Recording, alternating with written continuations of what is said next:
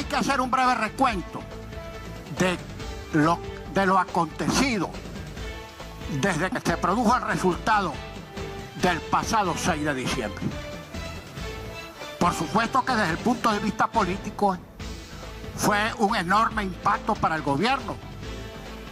Un gobierno que venía controlando de manera omnímoda, sin control ninguno, la totalidad de los poderes públicos, poniéndolos bajo la férula del Poder Ejecutivo, y de repente se consiguen con ese resultado electoral que, por cierto, no fue insólito ni inesperado. Lo venían registrando todas las encuestas y sondeos de opinión, y en la misma medida en que disminuía el respaldo hacia las propuestas y hacia los candidatos del gobierno, aumentaba correlativamente a favor de la oposición. He sido de los que no ha tenido ningún complejo, diputado Herrera, en decir que el voto castigo no favoreció. Y eso es lo que ocurre normalmente en cualquier democracia, que si el gobierno es malo o tiene mala apreciación en la opinión pública, los electores mudan sus preferencias como voto castigo en favor de los diputados que presenta la oposición. Y eso no es ninguna raya ni es ninguna marca. Eso es lo normal en cualquier sistema democrático y ha debido ser un veredicto para que cualquier gobierno medianamente sensato emprendiera las rectificaciones que ordenaba ese resultado electoral. Bien, pero lo importante es señalar que desde el momento cuando ganamos las elecciones y en aquel tremendo impacto que sufrió el gobierno, empezaron a acomodarse, a artillarse para neutralizar el único poder al cabo de 17 años de régimen que se les escapó de control. Y eso fue lo que hicieron. Una asamblea lerda, perezosa, postrada, como la anterior a nosotros, calificada por la holganza, por el acriticismo, por la obsequiosidad, por la mansedumbre, de repente se puso diligente y el 23 de diciembre designó, violando la Constitución y las leyes, sus 13 magistrados principales y sus 18 magistrados express, para desde allí comenzar a perpetrar, y digo perpetrar porque se trata de delitos, de manera continuada, lo que se está ejecutando a través del Tribunal Supremo de Justicia, específicamente a través de su Sala Constitucional. No me voy a detener en detalle sobre el número de sentencias, sobre el número de casos que el Tribunal del Gobierno viene pronunciando respecto de leyes ya aprobadas, respecto de leyes que están en discusión e incluso caso insólito en la historia de los poderes judiciales de cualquier parte del mundo, incluso prohibiendo mediante sentencia leyes eventuales bajo la sospecha de que se puedan discutir o se puedan aprobar. Bueno, no vamos a comentar mayormente las malandanzas de ese mal llamado Tribunal Supremo de Justicia. Allí no hay justicia, ese no es un verdadero tribunal y ese es un organismo que no tiene autonomía ninguna, como no sea, seguir ejecutando las maniobras para sostener a un gobierno que a duras penas se mantiene en el poder. Pero a nadie en la historia de este país se le había ocurrido desaplicar la Constitución por decreto.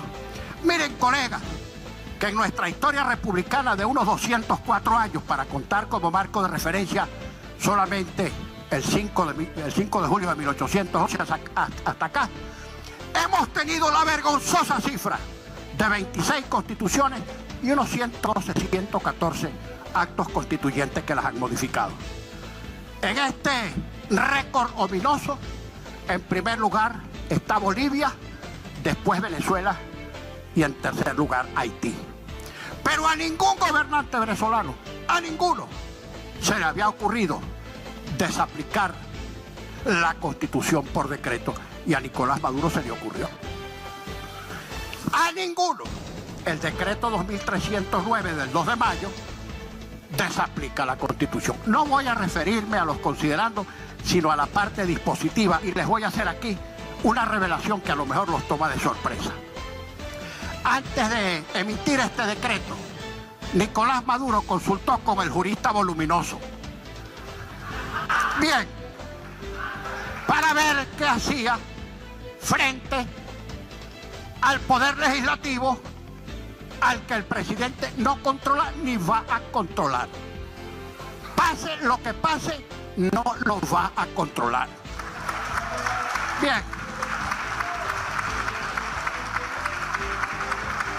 Y les voy a leer lo que el jurista Voluminoso le recomendó al Ejecutivo. Una cosa no la hizo y otra cosa sí la hizo. Por ejemplo, cito, el jurista Voluminoso señala, comillas, la moción de censura ministerial supone una votación no menor de las 3/5 partes de los integrantes presentes de la Asamblea Nacional, y si ello ocurre, entonces implica su remoción.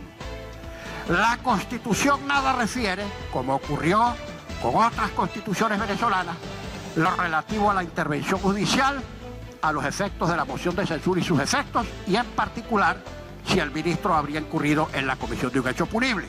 Y sigue. Las sanciones son las de remoción, la de no poder optar a otro cargo de ministro durante el resto del periodo presidencial, ni tampoco al de vicepresidente ejecutivo, cierra comillas. Dijo lo que está en la Constitución.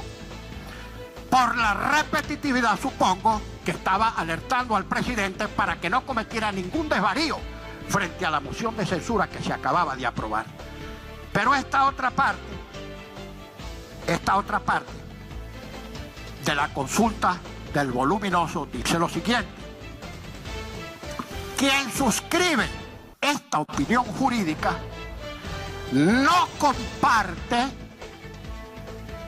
que a través de un acto administrativo, reglamento, estatuto, decreto o acto de gobierno pueda hacerse nugatoria la moción de censura, pues ella es privativa de la naturaleza misma de la Asamblea Nacional. Pienso más bien que debe acudirse a la intervención judicial para esclarecer la naturaleza, ámbito y alcance, así como los efectos de una moción de censura en las actuales circunstancias y en un régimen presidencial y no parlamentario. Le está diciendo, no hagas nugatoria por decreto la facultad de la Asamblea y convoca a tu Tribunal Supremo de Justicia para establecer un conflicto o para que dirima lo que se denomina recurso de controversia. Bueno, desaplicó la Constitución por decreto, desobedeciendo o desatendiendo la recomendación del Voluminoso, pero aceptó la recomendación de plantear el recurso por controversia ante su Tribunal Supremo de Justicia. Y aquí está el decreto. Lo que recomienda, lo que decide Maduro en el artículo 1 del decreto es restringir o desaplicar la facultad que tiene la Asamblea Nacional, de acuerdo con la Constitución, de emitir mociones de censura. Y en la segunda parte, en el segundo dispositivo, sí acepta la recomendación de plantear el conflicto de controversia, que ni que fuéramos tontos nos vamos a calar, porque plantear ese conflicto de controversia entre el Ejecutivo y el Legislativo ante su Tribunal Supremo de Justicia, ante su bufete particular, caer en ese peine sería para nosotros peor que una inocentada, una tontería, una bobería. Entonces, no nos vamos a calar que ese sea el árbitro para dirimir un conflicto de competencia entre el Ejecutivo y el Legislativo. Sigo.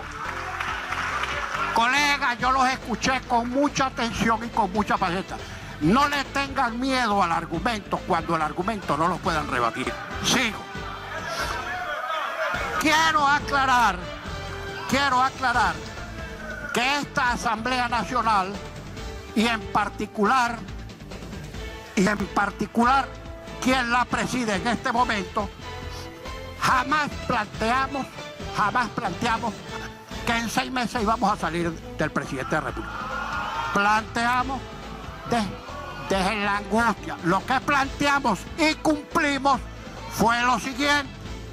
Dijimos que íbamos a cumplir con nuestros deberes constitucionales de legislar, controlar y debatir, y estamos legislando, controlando y debatiendo.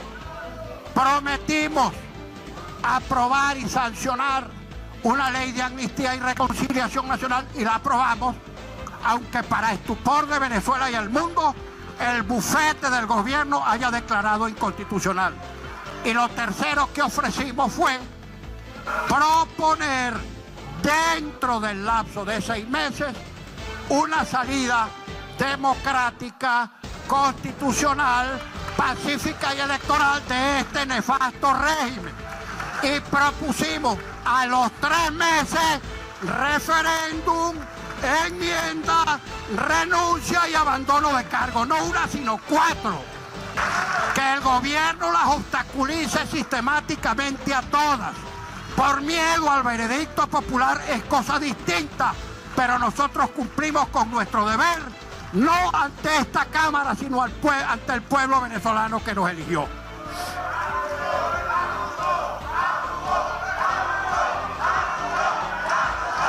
Y gerencismo. El gobierno ha venido sistemáticamente en una premeditada estrategia de confundir patria y gobierno en una identidad. Así, el que critique este gobierno nefasto es enemigo de la patria. Bueno, y resulta que afortunadamente para la patria, esta patria no es el gobierno. Y esta patria existe no obstante este gobierno.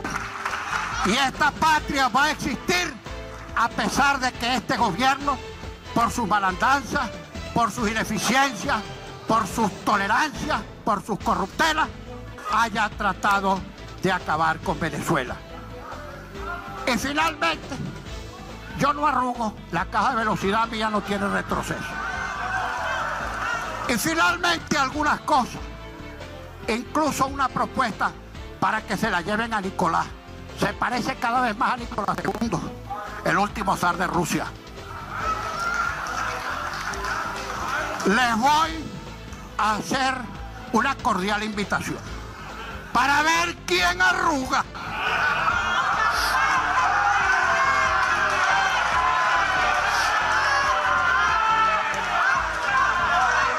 A nuestros diputados, nadie los va a inhibir en las gestiones que tienen que hacer ante los organismos internacionales para denunciar las violaciones flagrantes de la Constitución que viene perpetrando el gobierno nacional, el Poder Ejecutivo. Ha sido en este momento a solamente 2 andamios, frágiles por cierto, que lo sostienen: el bufete y el alto mando militar, que no las Fuerzas Armadas. Nosotros sabemos que el gobierno anda en pos de lo que sería su única justificación histórica para explicarle en los años venideros a Venezuela y al mundo la razón de su fracaso, que sería un golpe militar. Y les quiero decir a los de la bancada del gobierno que los militares no les van a hacer el favor de darle un golpe de Estado y los van a ir a mantener castigados hasta que sea el pueblo quien los saque de ahí por alguno de los métodos que está en la Constitución y que nosotros hemos promovido: referéndum, enmienda o renuncia.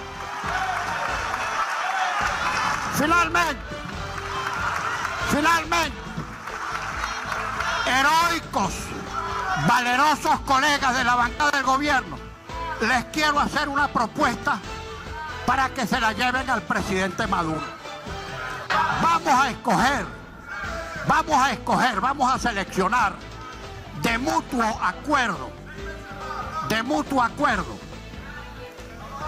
2 o 3 encuestadoras de las más acreditadas nacional o internacionalmente, para que procedan a hacer una evaluación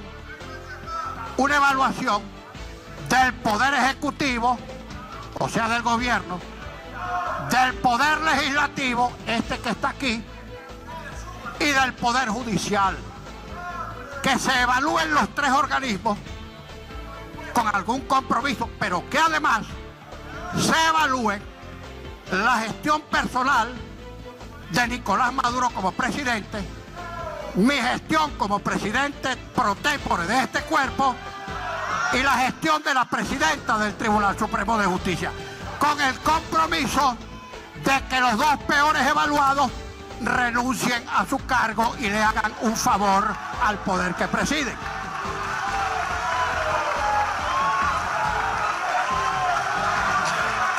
Finalmente, colegas,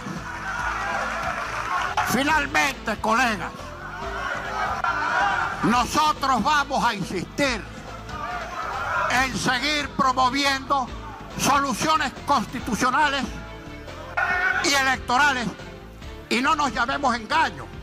El gobierno le va a seguir huyendo a todo cuanto signifique decisión expresada en el sufragio, porque sabe que va a perder de calle. Día que pasa, la evaluación del gobierno es peor. Ya el PSV anda por 22% y la gestión aprobatoria de Nicolás está en 14%. O sea, que ni siquiera la base del PSV quieren seguir cargando con ese fardo incalable, insostenible, que está acabando con la economía y la vida de cada venezolana y de cada venezolano, sin diferencia de militancia política. Y en la medida en que ellos le teman a cualquier salida electoral, van a obstruirla y a sabotearla sistemáticamente. Imagínense ustedes que si en el caso de la enmienda ya el tribunal dijo, pisoteando todo principio jurídico, que las modificaciones de la Constitución no tenían efecto retroactivo, sabiendo que cualquier modificación de la Constitución o cualquier nuevo texto constitucional se aplica ex tunc, o sea, hacia adelante y hacia atrás, ellos dijeron que no, que esa enmienda sí puede ir, pero que no aplica a este periodo. Y creen que así están salvando a Nicolás y no lo están salvando nada. Pues bien, ayer nomás Jorge Rodríguez, que actúa, no sé, todavía como presidente del Consejo Nacional Electoral, dijo en una rueda de prensa que el referéndum no va este año. Y aunque los tiempos dan, y aunque hemos agotado todos los esfuerzos para que el referéndum se haga este año, y se puede hacer, Jorge Rodríguez dice que el referéndum este año no va. ¿Por qué lo dice?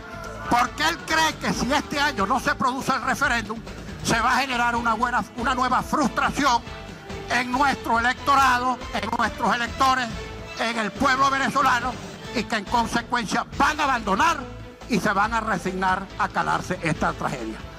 Y yo les digo, estimadas colegas y estimados colegas, y sea este un mensaje que vaya a todas las venezolanas y a todos los venezolanos que saben que tenemos patria por delante y que esa patria no depende de este gobierno,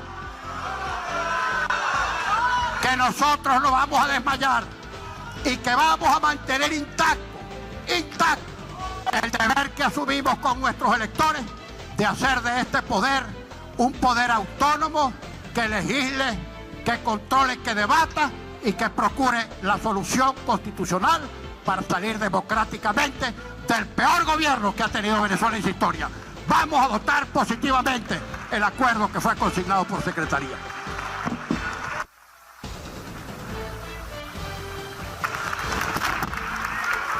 Cerrado el debate, se levanta la sesión.